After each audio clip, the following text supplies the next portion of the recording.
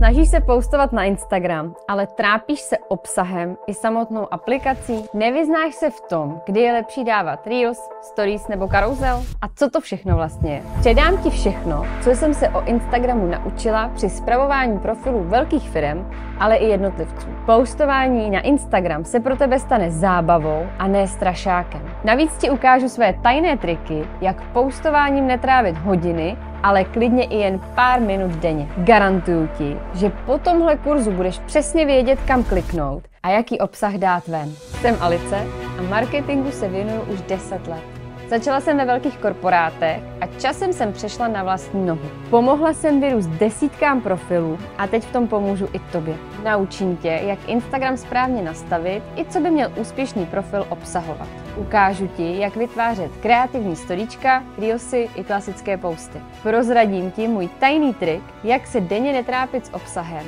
ale vytvořit si v jeden den obsah na celý měsíc. A víš, co je nejlepší? Přidám ti k tomu navíc bonusy, které mají neskutečnou hodnotu sami o sobě. Třeba stříhací program CapCut, Threads, anebo jak být blíž svým sledujícím.